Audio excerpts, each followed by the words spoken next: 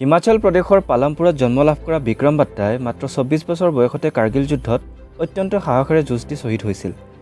সেইজন বিক্ৰম বাট্টাৰ জীৱনৰ আধাৰত ধৰ্ম প্ৰডাকশ্যনৰ বেনাৰত নিৰ্মাণ কৰা হৈছে শেহতীয়াকৈ দেশত চৰ্চিত হোৱা শ্বেৰশ্বাহ নামৰ চিনেমাখন।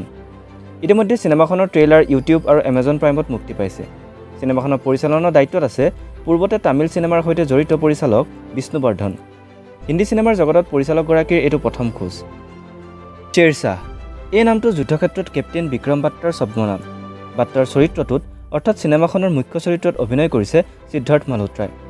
যুদ্ধক্ষেত্ৰত বিক্ৰম বাট্টাৰ পৰাক্ৰম আৰু তেখেতৰ নিস্বাৰ্থ দেশপ্ৰেমক চিনেমেটিকভাৱে প্ৰকাশ কৰিব বিচৰাটোৱে হৈছে চিনেমাখনৰ মূল উদ্দেশ্য। এই কামটো কৰিবলৈ যাওঁতে নিৰ্মাতাই তেখেতৰ ব্যক্তিগত জীৱনৰ বিষয়েও কিছু কথা যে উন্মুক্ত কৰিব, সেই কথাটো ট্ৰেইলাৰত দেখুওৱা বাট্টাৰ বাগদত্তা কাইৰা আদৱানীৰ চৰিত্ৰটোৰ পৰা নিশ্চিতি লাভ কৰিব পাৰি। ট্ৰেইলাৰ চোৱাৰ পাছত চিনেমাখনৰ বিষয়ে মূলতঃ এইখিনি কথাই অনুমান কৰিব পাৰি।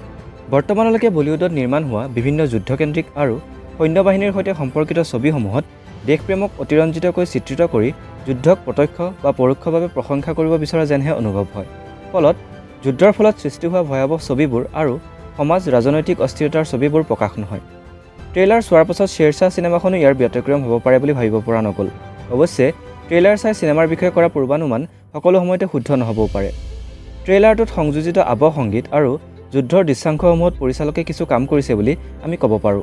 সেয়েহে শ্বেৰশ্বাহৰ বিষয়ে অধিক মন্তব্য দিবলৈ আমি অহা ১২ আগষ্টত এমাজন প্ৰাইমত চিনেমাখন মুক্তি লাভ কৰালৈ অপেক্ষা কৰিব লাগিব।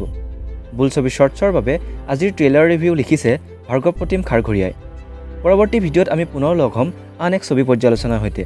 বোলছবি.comক শ্বেয়াৰ আৰু ছাবস্ক্ৰাইব কৰিবলৈ নাপাহৰিব।